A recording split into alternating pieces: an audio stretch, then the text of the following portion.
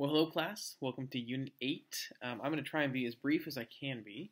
I know you have a lot going on, but I do want to just make a couple of comments, and I'll be sharing some probably multiple videos with you in the next couple of weeks. So we're the home stretch for sure, but we're in an interesting time because this last unit is actually a little, almost 3 full weeks long. So we're going to start today, obviously, and we're going to run until the end of the semester, which is December 16th. So that's this week, next week, and then Monday through Friday of the following week. Okay.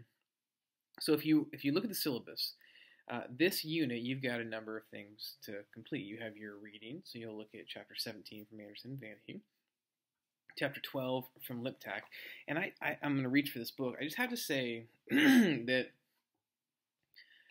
this book is perhaps one of the most useful books from a practical application standpoint, helping you to kind of do the work that you do that you can find. I mean, I am just been so impressed by that little tiny book. Now, I wish that it wasn't as expensive as it is. Hopefully, you purchased it used, which is a much better deal than buying it new. But it's a great book, and I refer to the content, the intake, all the different things are really fantastic, and you'll spend some additional time in that book for our final assignments, which we'll go over. Probably not tonight, but I will share some thoughts on that in the coming days ahead of us, okay? So you got the reading, you have your Unit 8 discussion, your ninth and final case study, and then you have your fifth and final Liptak 3-2-1 response, okay? The three takeaways, ahas, the 2 questions, then the 1 immediate application item, all right? So given the fact that this is a 3-week unit, what I want you to do is I want you to operate on the same time frames, okay? So much like you had in the previous units, you will respond to your initial questions in the forums by the end of the week week 1 of the unit, and then you'll engage in conversation with your classmates during the second week of the unit, okay? Excuse me. Now, obviously, you have the third week in the unit. So what I would encourage you to do is spend that last and final week of this 8th unit really working on the final assignments, okay? So you have that extra time. Obviously, you want to start earlier, then by all means go ahead and do that, but you don't have to. Obviously, it's up to you because it's due on a certain date. It's not due until the very end of the semester, but right now I would encourage you to kind of parse it out that way. So you'll need to continue to work on the first week, second week of the unit with the 3 kind of typical main assignments, and then that gives you the final last week to really work on your final assignments. And of course, as you're asking or as you're working on the assignments, feel free to ask questions. Come by the office, call me. This has been an interesting semester for me. It's been a very quiet semester, which I typically take as that's a good thing, meaning there's no problems, no fires to put out, but I also sometimes am a little bit concerned that if I'm not hearing from students, something is not being answered correctly, or whatever the case may be. For whatever reason, there's very little correspondence this semester, so I'm going to take that as a good thing. So maybe this is just one of those semesters where you just kind of hunker down, and I have a group of students that is just hunkering down, getting the work done, really engaging in the content, which, in many ways, that's been what I've seen in your work that you've done so far this semester. So keep that up in this home stretch. So great work. As I mentioned in my email to you last week, as we took some time off from the class for the Thanksgiving holiday, I'm just thankful for you. I'm thankful for your commitment to the class, your engagement, your willingness to really just show up and do the work and do it well. So thanks for that. A couple of things to remind you of. You do have a couple of final assignments, which, again, I've mentioned before in this video already. I will go into greater detail about those things probably toward the end of this week, if not the beginning of next week. Okay? Once again, my idea is I don't want to overload you. I don't want to bombard you with lots of information. And so when appropriate, I will share some thoughts on those final assignments. The one thing that I will mention, and I had a question from a student earlier today, is for the final assignments, where is the vignette? Okay, so if you look in your syllabus, starting on page 19, you'll see Appendix A, okay? And this is the case of Leslie. And you can read through Leslie's case. This actually comes from a optional book that you didn't have to purchase. Maybe some of you did, but Career Theory and Practice, subtitled Learning Through Case Studies, which Jane Swanson and Nadia Fouad wrote that text.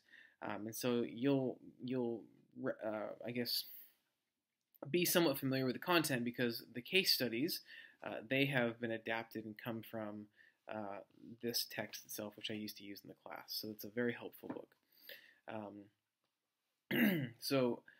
Leslie is actually, she's a case study in chapter 4, and if you were to purchase that book, you would see that Leslie, the theme of Leslie in her life kind of runs throughout the entire text. So as you're thinking about the final assignments, just remember that the vignette that you'll be using is it's not in a book, but it's included in the appendix, the addendum, if you will, to the end of your syllabus starting on page 19. Okay, so that's where you'll get your content and information about Leslie. Okay, so that's something to keep in mind for your final assignments. The other assignments that you'll be doing is you will record a video, and this should be a video that's no more than 10 minutes long, where you will discuss and kind of provide overview of what you learned, your biggest takeaways, the things that meant the most, and so forth, okay? And that, of course, you can read about in the syllabus, and I'll talk more about that, including giving you some tips on how to record the video, ways that are kind of helpful, approaches you might want to take in getting that done, and so forth. We'll talk about that later on, probably, like I said, this end of this week or beginning of next week, okay? So, for where we are this week, though, we're gonna finalize things, or really I should say this unit. We're gonna finalize things in the next 3 weeks. You will do the unit discussion, so unit discussion 8.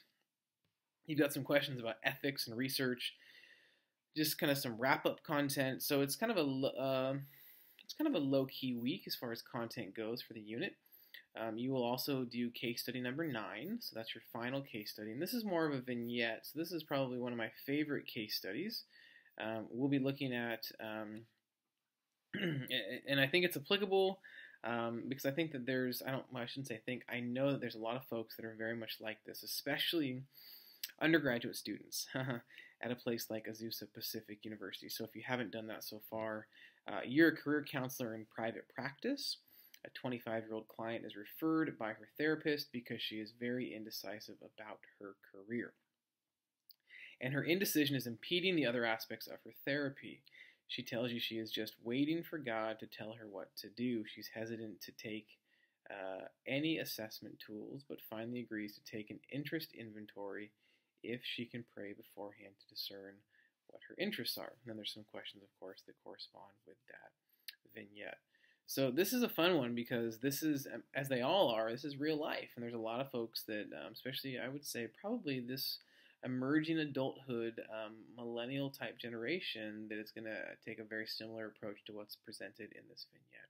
Okay, so you've got your final case study, and then you also have your final LipTAC 321 response from this main text. And again, I just cannot recommend the Treatment Plan and Career Counseling book enough. I just think it's fantastic, and I really do hope that it's something that you will hold on to and you will refer to often. Okay. So yeah, this is kind of the final home stretch. Finish those things on the normal time frame. Operate, even though we have a 3-week unit, operate on a 2-week time frame like we have been doing. And then I would save that third and final week of the unit and the semester to really focus on your final assignments. Okay. Again, we'll talk about that more here in the days ahead. All right. Your vocational calling papers. I'm going to get those back to you really soon. What I've read so far has been really great. Yeah, there's always some discrepancies between what's assigned and what's actually completed, so I'll talk more about that in probably my next video at the end of this week or beginning of next week when I get the grades back to you on those papers, so watch for that here in probably the next 5 or so days.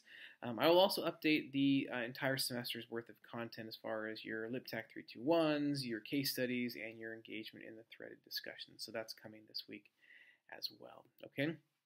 And I wanted to refer back then to last week and some of the questions that were asked on on the LipTAC chapters 10 and 11. And I came across one specifically. I mean, they were all great, but I wanted to pinpoint a couple of these. And the questions were this, and we'll start with the first one. With so many theories and models to apply to clients, when does a career counselor know when a certain theory or model is not appropriate for the client? That is an excellent question, and probably something that many of you along the way are thinking very similarly to that. Okay, so and I love the way that you ask the question. When does a career counselor know when a certain theory or model is not appropriate for the client? Now, here's what I've kind of been saying throughout the semester. You're right. There are so many theories.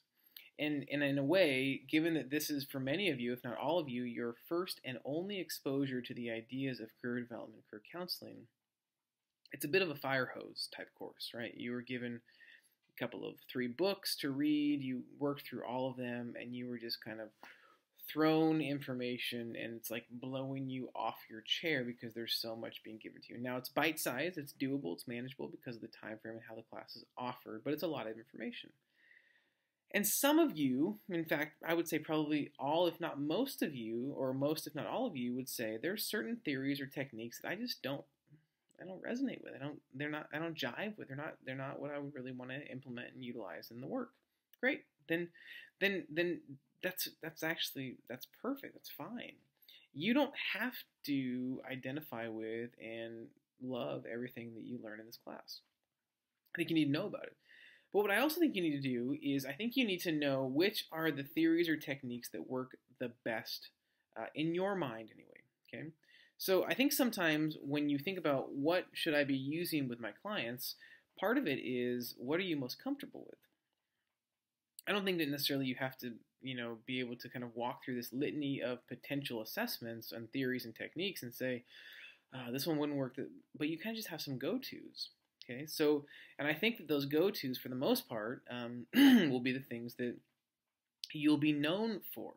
However, here's what I would say too.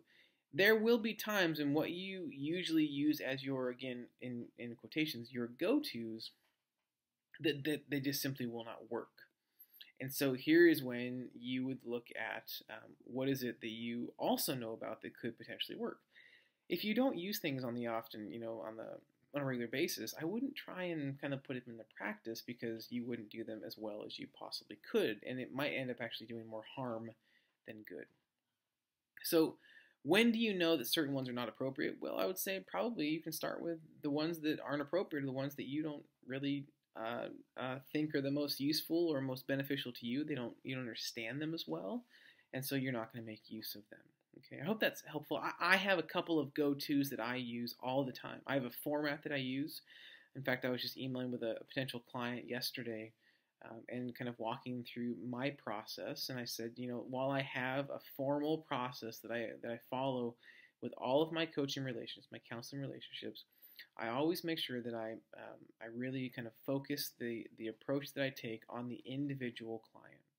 So I'm going to have my framework in which I will be working, but I'll also be thinking about what are some of the other outline type assessments or approaches, theories, techniques that I could use that could benefit this specific client, which is why your intake questionnaire is so important, because you're going to get to know your clients really well in asking some very kind of targeted and appropriate questions to understand what it is that they want to do, who they are, why they're sitting across the table from you, and so forth. Okay, so that's what I would say to that question. Great question.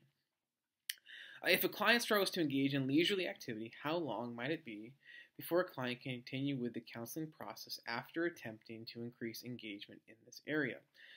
Again, this is going to differ. So every client's going to be different. When I do my intake, I ask my clients, what are your hobbies? What do you do for fun? And I would say I encourage my clients to make sure that they do that right off the bat. Because I think that you can do, it's almost like play therapy, right? So play, so leisure is actually therapeutic. And if we can get our clients to understand that doing something that makes them come alive, that they enjoy doing, that gives them life, that can be a huge deal. So I don't know there's a time frame, at least in my mind, that I would say wait before you can continue on with the counseling process until you started spending more time in leisure. I just think you kind of do it hand in hand, because I think that what you'll find is that the more time students or clients enjoy leisurely things, the better the counseling relationship will go. All right. So anyway, that's all I've got for this week. I hope you have a great week online. Looking forward to reading your responses and conversations. Have a great week, and we will see you online.